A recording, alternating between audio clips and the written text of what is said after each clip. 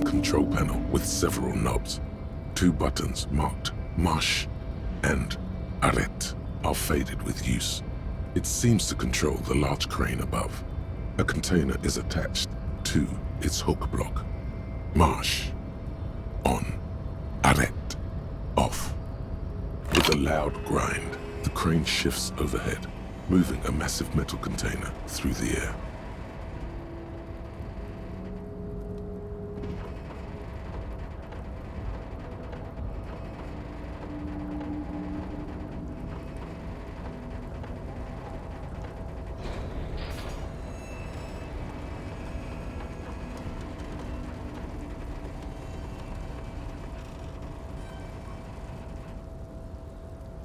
And, with a surprisingly quiet thunk, the crane places the container down. The harbor sleeps as the strike rages in the distance.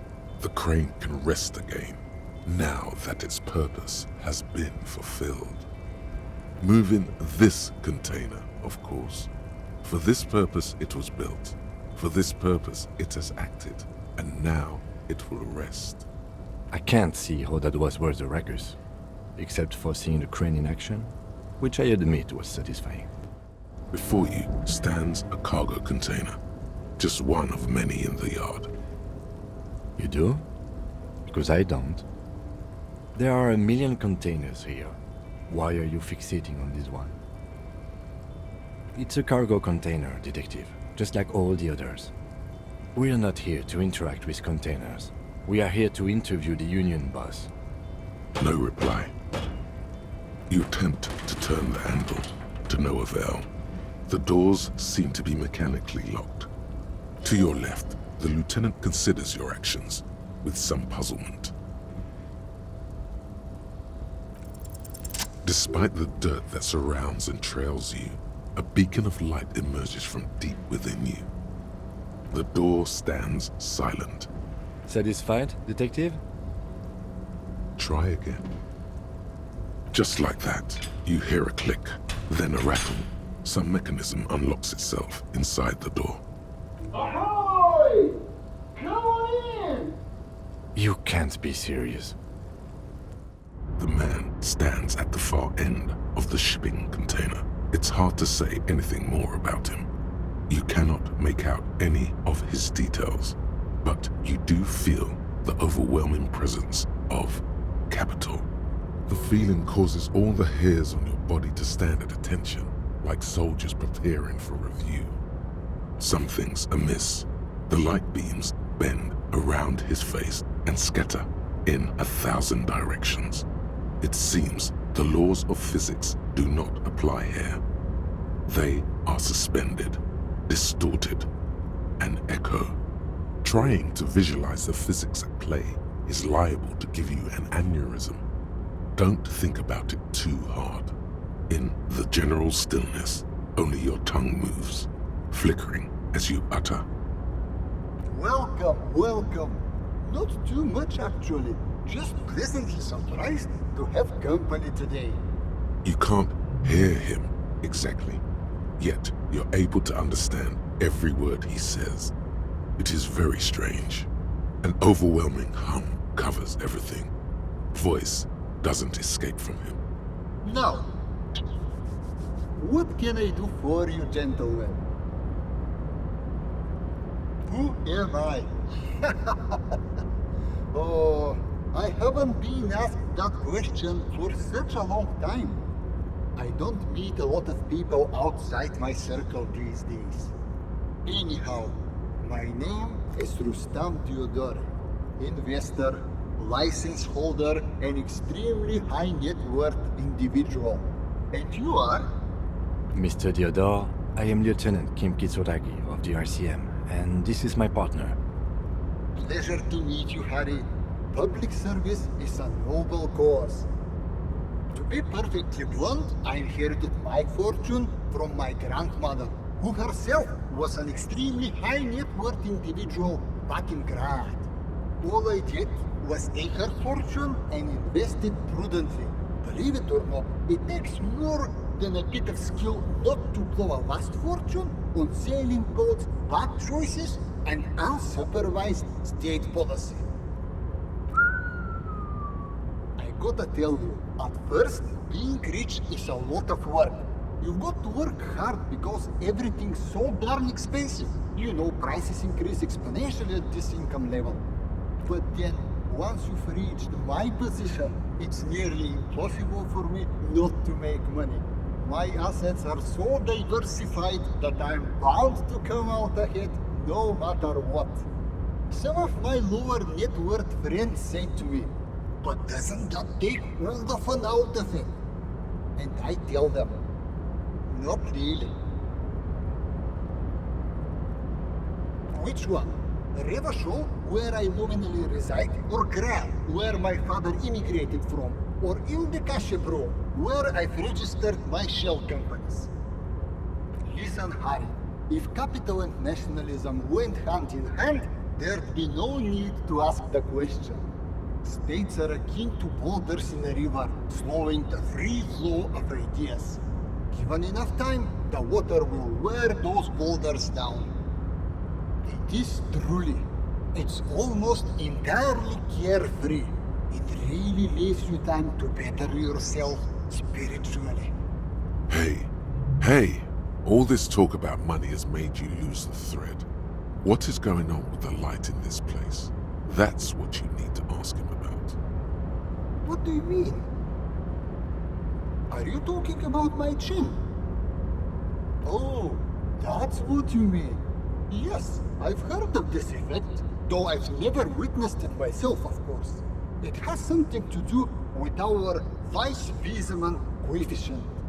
The Weiss-Wiesemann coefficient is a ratio designed to reflect the difference in net worth between individuals. When the coefficient is close to 1, or 100%, it means one person possesses all the net worth. Among that group of individuals, it's been observed that when the Weiss-Wiesemann coefficient reaches about 0.96 or so, the laws of physics begin to bend around the high net worth individual. The Weiss-Wiesemann coefficient for you and this individual appears to be 0.9998, repeating. That's not good for you. Among other things. But calm down. I'm but a lowly single-digit billionaire. No, not really. There are actually quite many digits. A man this chill is at least a triple-digit billionaire. I see nothing of the sort. To be frank, all I see is a gentleman who's unusually well dressed for Martinez, in a cargo container, which I admit is odd. Yes, I imagine that does look strange to you. My container. Traveling. This is a great way to get around. It's fun, it's safe, and it gives me lots of time to think. By the way, let me now ask you a question. Where are we exactly? Revachol. I remember walking its streets as a teenager. There used to be a bowling alley in Stella Maris. I wonder if it's still there. It's a shame I can't get out and explore myself. One of the downsides of being an extremely high net worth individual is that mobs of low net worth individuals are constantly banding together to ask for money. There simply aren't enough hours a day to hand out all the handouts. It's like feeding seagulls. There are always more, and they never seem to do anything interesting with it, except more seagulls. Spending money is a matter of desire. I'm sure you agree. I don't have the desire for spending it like that. Smart, you know? It also provides a means to hide from all the targeted advertising we extremely high net worth individuals are constantly subjected to. Luxury yachts, high fidelity portable radio systems, fail-proof outerwear, and so on. It just gets a bit middle class after a while. A bit bourgeois. What? No, I didn't say that at all. Being rich is great. Just don't tell anyone I told you that. I don't see how it's appropriate for a representative of the law to ask a wealthy person for money. This shines a bad light on the RCM, if you catch my meaning. Come now. There is not even a cent of corruption here. I'm merely being polite. So, let me check my pockets. As you may know, us high net worth individuals don't have a lot of cash on hand. Investments and liquidity are enemies of one another. I think I only have coins for coffee machines. Here is 3 real. How much can you get for this? That's the idea, my friend. You've got to work for the rest. Maybe you can make that money grow. Come up with an investment plan. How's that sound? This is a proposal, not a question. These ultra-liberal types love losing huge sums of money on ludicrous proposals. Ergo, you should come up with a plan that's totally dead in the water. Thanks for stopping by. If you ever have an idea you want to pitch me, I'm all ears. It's clear you like the hard stuff, Brota. Evening falls. The time has come to take the vow. The vows are blood and flesh. Lower intestine.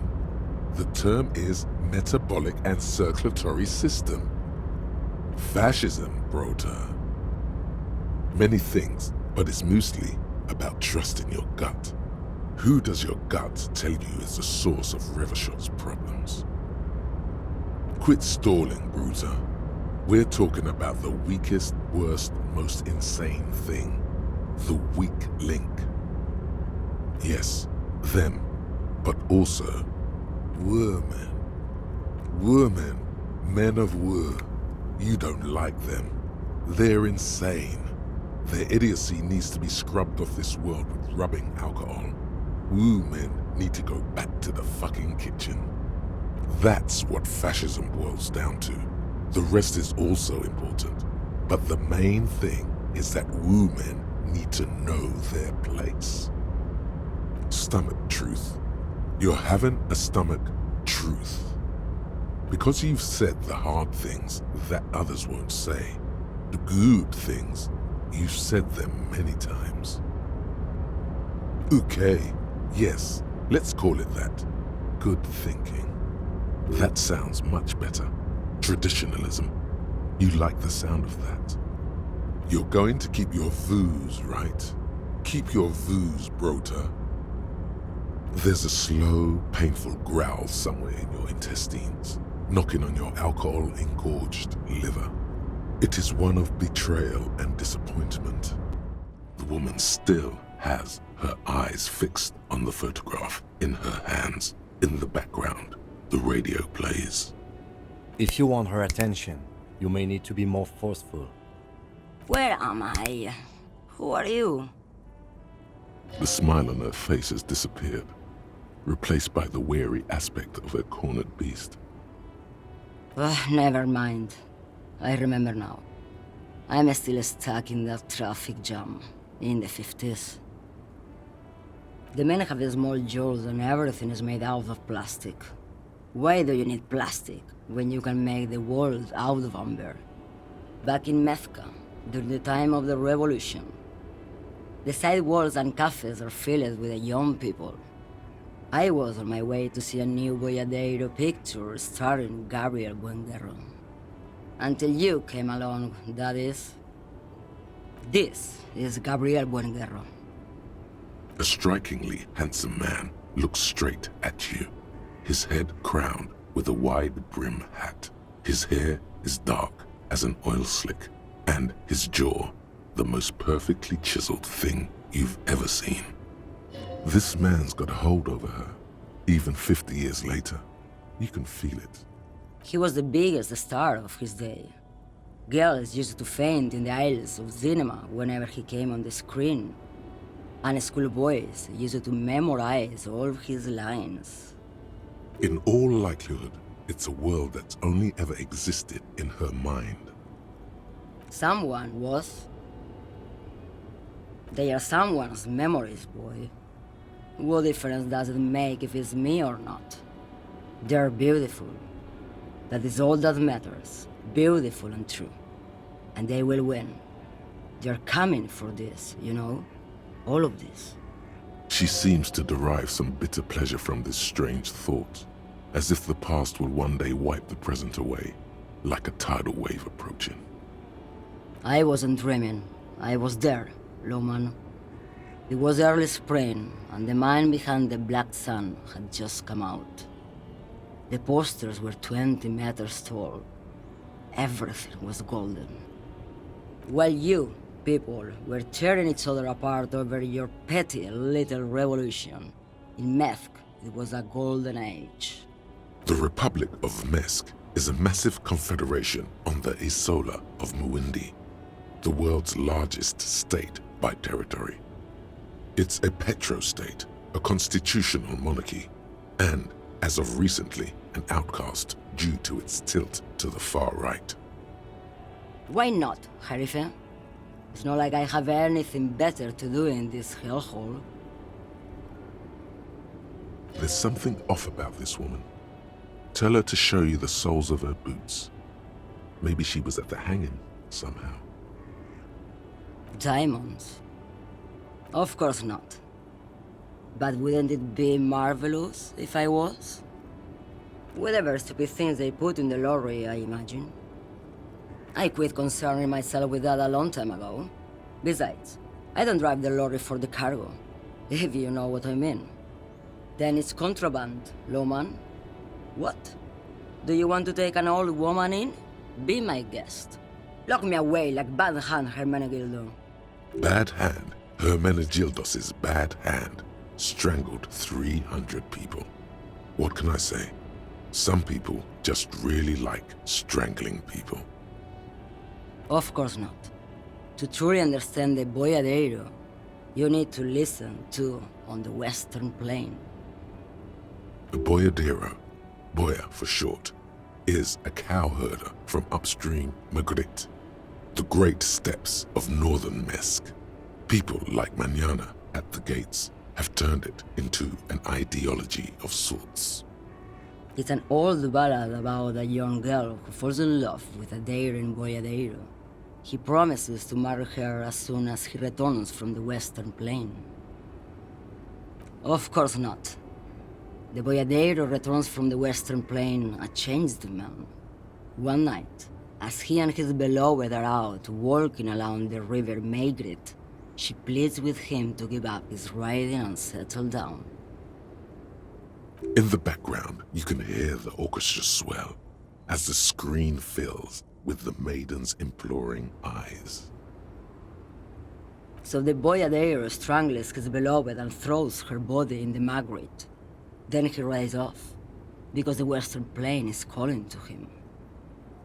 You have to understand, a true boyadero needs a whole horizon to himself. He can't be tied down by man or woman. His beloved was selfish. She didn't know what it meant to love a boyadero. What if to truly love a boyadero is to float lifeless downstream? She's just a distracted old woman. We should maybe let her get back to her things. So he doesn't think she's a smuggler. You hear that, Loman? I don't think your partner likes you spending too much time with me. Nothing. I just don't think she's connected to anything. He doesn't want your frail mind caught up in something here. Something unconnected to the case, but connected to this woman tuning out like that. Oh, don't worry about me. I'm one of the best communers around. I drive routes no one else will. Lomonosov's Land, Udashnaya Zemlya, the Western Plain, the Transcatolia Magistral, you for 1A, Adestradas du Mirador, all the good ones, the deep trenches, where the bluebirds fly. You're right, Loman. I'm the one who should take my health more seriously. Thank you for looking out for me. A correct appraisal. You're quite shabby. Is that all you woke me up to say? Now what do you want with an old woman's boot, Sheriff? I'm starting to think you should let me get back to Gabriel Buenguerro. You are no Gabriel. She's wearing sturdy worker's boots made of black leather. Buckles run across. The sole is also made of leather. Just before Gabriel, it was the coronation of Franco Negro. Now, there was a real man. Moreover, the boots were size 37, tiny. There are too many discrepancies in all this. Another discrepancy, although not boot-related, is the coronation of His Innocence Franco Negro, which happened 500 years ago. It was. And then it was no more. And I was no longer holding my father's hand. He was no longer descending the stairs in Ryle. The crowd had gone silent. Perhaps it was another Jerife who came and woke me up, looking at my boots, asking questions. Or perhaps it was one of the others in this carnival. I don't remember. As she says carnival, she gestures to the empty square with the statue and the machines. I could have told you that from just looking at them. A size is 37. The feet of a little girl, they fit well on the pedals. What do I need drugs for, Lowman? What I see, what I feel, the great adversary, no drugs can compare. Yes, there is a protagonista and an adversario. I am on the side of the adversary. There's no coming back from that hole. Those epithets are familiar somehow. The great adversary, the great unrest. Then what were you getting at? This line of questioning is going nowhere. Try harder.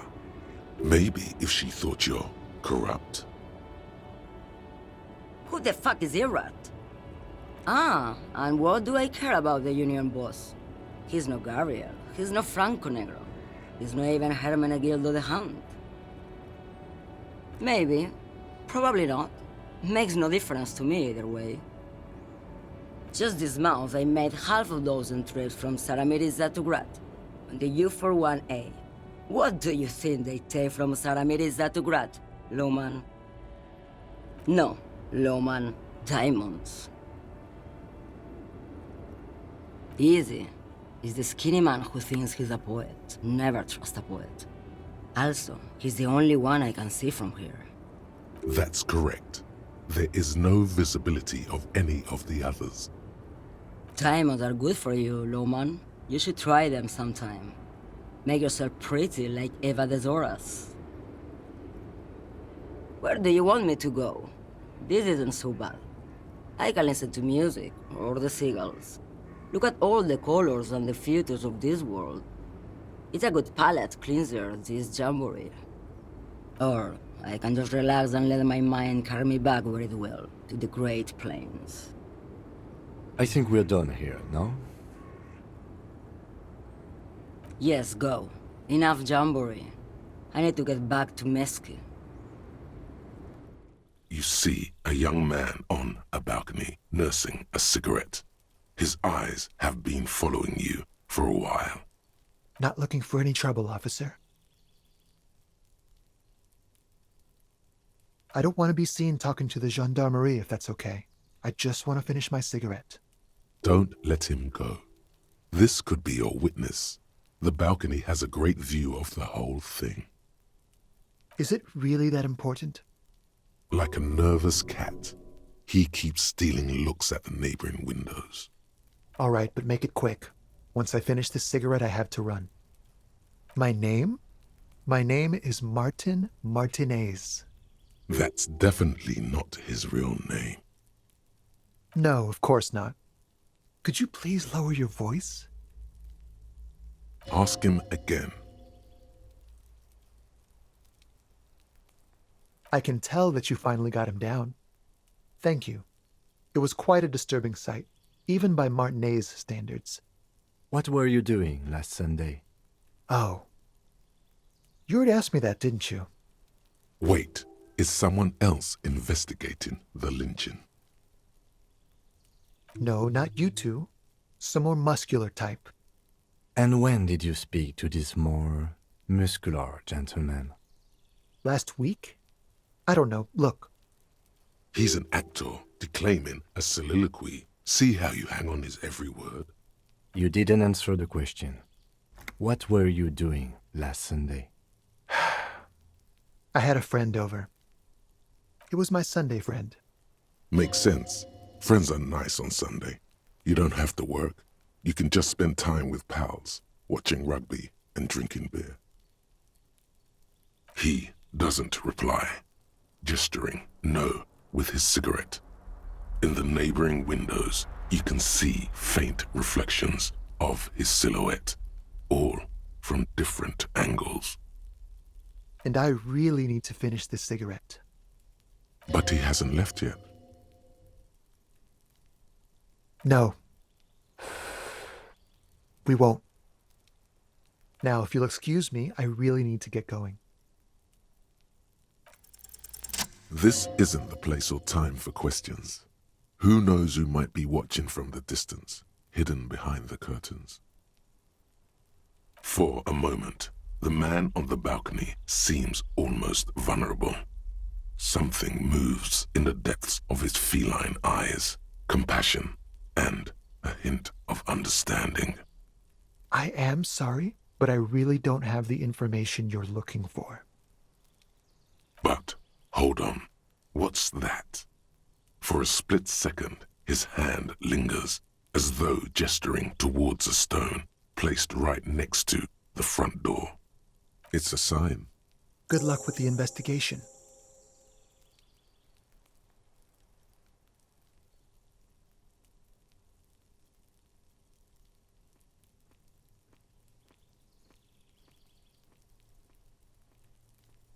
He's gone.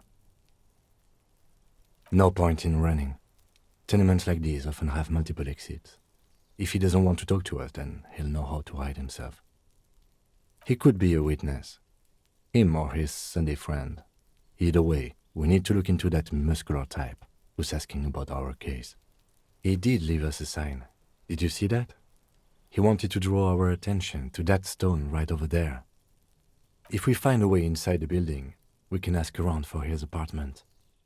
A stone like any other, lying in a whirl of sleet and mud. Maybe there's something under it. There's a key beneath it, rusty from the dirt. This must be for the front door. Pity doesn't have the apartment number on it. This building has many apartments and the man can be in any of them. We'll just have to go in and see. This door has been closed with a padlock. A chalk-drawn number on the board says, number 11. No reply. It's a solid lump of metal, but the shackle is deeply corroded. A solid pair of chain cutters would make short work of it. You seem committed to it, so go on. The shackle snaps like a twig, and the lock falls to the floor with a little thud. It should be possible to enter now. After you, detective. A plaster cast bust depicts a middle-aged man with impressive sideburns. The name on the plinth reads Kraz Marzov. The white star, the photos on the wall. I think we have broken into the apartment of a young communard. How fitting. You hear someone walking around inside, rearranging the furniture. The number on the panel says 10. The walking stops abruptly, but no one comes to the door. You can feel tension on the other side. A poor communard from the looks of it. The room is barely bigger than a closet. Do I have to open the door? Do you have a warrant? I'm not obligated to open the door if you don't have a warrant. Let's go. We don't have a reason to get inside that apartment. It's generally easier to do things if you have literally any reason. Give me a moment. The cold never does any good for my bronchitis. I'm fine. Fine. Don't you worry about me. You're still worried. It's very worrying. Now, What do you want from me, policeman? She's the cleaning lady. She knows the floor plan and the residence. I'm no one. Just an old woman who cleans these hallways. If you can call it living. I have a little room upstairs right next to the coal room. It's barely bigger than a closet. But I don't complain, no. I have my bed and my aching bones to keep me company. And that's all I need from this world. She hasn't spoken to anyone for a while. Even her sentences feel rusty. Yes, I know who you mean. The scrawny boy who's always smoking like the devil, right? Somewhere in the building, a child starts crying. You hear a radio tuned to a talk show and someone taking a shower. What's he in trouble for? Talk? What was so funny about that? He lives upstairs in room 28. Go to the balcony. It's one of those doors there. He's usually home in the evening. Thank you. We should go check out his apartment on the balcony. See if he's home. Ask away, policeman. People come and go. I don't keep an eye on everyone. They probably just moved or died. Hopefully somewhere else. No one lives there. It's been empty for months. Impossible. I would know if someone had moved in there. Maybe it's those countercultural people again, breaking into a house like it's a public space. You're a policeman. Be good and take a look, will you? Great. Young people. They're worse than rats. You know, always littering the hallways with trinkets and empty beer cans. Oh, that one is a scientist, a future scholar. I think he studies astrology at the community college. Education's good. I always tell them to study. Something to do with all those stars around his door. He asked me to leave his drawings up on the wall. The symbol of what now? Never heard of it. The artiste? Nothing I can do about her, I'm afraid. She ruins the walls faster than I can clean them. Still, she leaves an old lady to her business. More than I can say for others. She mumbles some kind of a response, then hacks something into her handkerchief. What happened here? It will still be accessible through the apartment next to it. That one didn't have a door. Sadly, nothing of great value remains here. Indeed. Ooh, the piggies have learned how to saunter up staircases. I didn't think you could do that with hooves. But here you are. Yeah, I can see that. Cool mutations. That smell coming from her paint bucket. It's not paint. It's heavy fuel oil. Red-dyed heavy fuel oil, intended for exclusive use in government vehicles, to be precise. What did you think I was using? Aquarels? Sucked it out of a cop's fuel tank myself. Back in Jamrock. She really did it. She's proud of it too. Something to think about next time you're driving around in your pretty little piggy carriage. What do I care about some fucking tin eggshells? Ugh, alright, sad piggy. I'll give you this one. I saw a little girl in the fishing village running around with military-grade handwear. Looked cute as hell. If you haven't been there, the village is a shithole down the coast from the main plaza. Have a good time! No. That's all the snitching Cindy the Skull does for today. Actually, I don't even know why I told you what I just told you. I have a weakness for animals. It's the animal thing again. Damn it. Or a weakness for police officers, miss. Thank you either way. Hello again, officers. Have you come to admire my mural? Ooh, not only have you found my address, you've discovered my biggest secret. I'm a coal miner. It doesn't have to do anything at all. Nothing does. Like me. Right now, I'm doing nothing at all. Yes, I keep hoping a shaft will collapse on me, but somehow it never happens. Does anyone in a city like this? If there's pain about any particular home she's lost, she's buried it deep, fortified herself against it. Shoot, Piggy. It's what you do, isn't it? That isn't just a five-pointed star.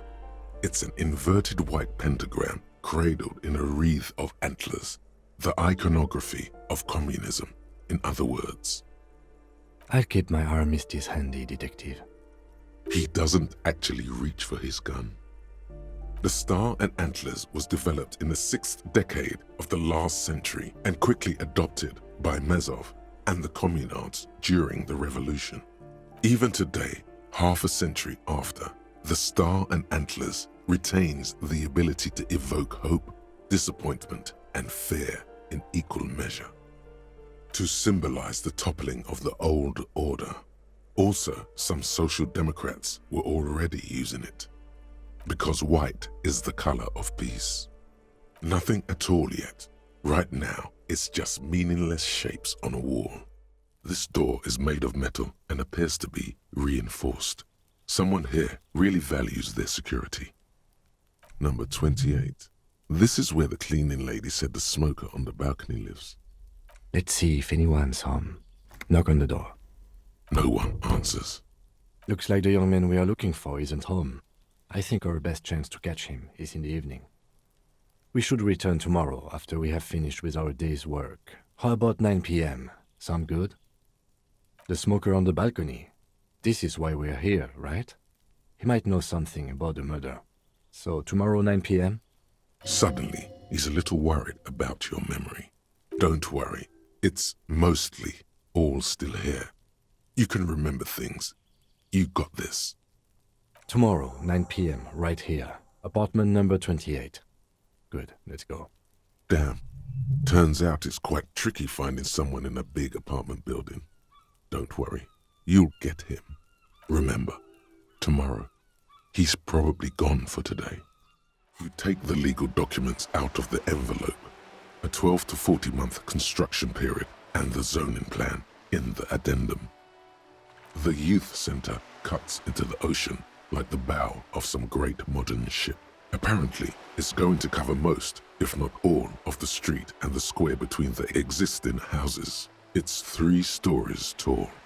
It's going to be awfully close to the already existing buildings, almost wall to wall, practically integrating them into the youth center. This is either an ominous or cool architectural choice. Hard to say. My money is on cool. Looks like a cubic pyrite. I'm no property lawyer, but it looks fine. I like the print size. They're not selling or leasing anything. It's not a perfect solution, but... How else are you going to build something? It's always inconvenient to build things, and citizens inevitably have disagreements over such construction projects. But there's no other way. There is no loophole. The simple truth is, the current residents are going to lose their street access, and for the next 12 to 40 months, their lives will be dominated by constant construction noise right next door. Once the construction starts, it'll probably take a few months, a year maybe, for even the most stubborn occupants to get tired of living like this. After that, they'll sell their property for cheap and move out. I should have seen it. Evrard probably has eyes on us, but we could try to get other people to sign this instead of those listed. Or you could forge their signatures yourself. By the time he finds out, we'll already be gone. However, we'll need access to the coast before we do anything.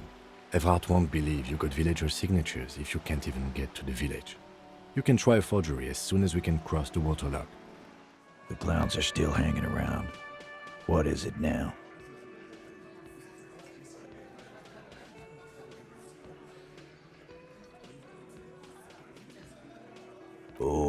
so you went and talked to my mommy, and now she's making me play with you. Is that it, lawman? And what's gonna happen if we don't?